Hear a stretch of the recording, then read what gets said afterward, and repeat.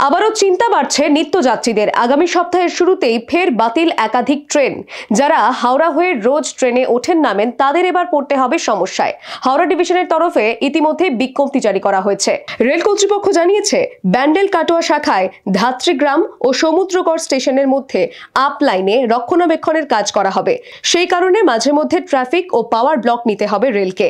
জানা গিয়েছে ৪ থেকে ২৫শে নভেম্বরের মধ্যে ৭ দিনের জন্য এই পাওয়ার ব্লক নেওয়া হবে। কোন কোন দিন প্রভাব পড়বে? রেলের বিজ্ঞপ্তি অনুযায়ী ৪, ৭, ১১, ১৪, ১৮, ২১ এবং ২৫শে নভেম্বর ব্যান্ডেল থেকে ৩৭৭, ৪১ এবং কাটোয়া থেকে ৩৭৭, ৪২ নম্বর ট্রেন বাতিল থাকবে।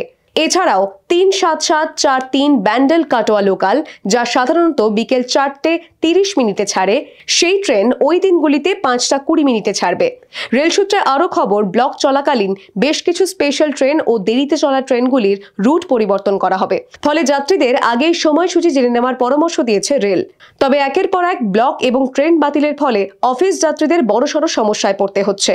সপ্তাহের শুরুতেই ফের ভোগান্তির আশঙ্কা করছেন নিত্যযাত্রীরা। তবে নভেম্বর মাসের শুরুতেই বিশেষ কিছু ট্রেনের ক্ষেত্রে বিশেষ ব্যবস্থা গ্রহণ করা হবে বলে জানিয়েছে রেল কর্তৃপক্ষ। Bureau report, the world news.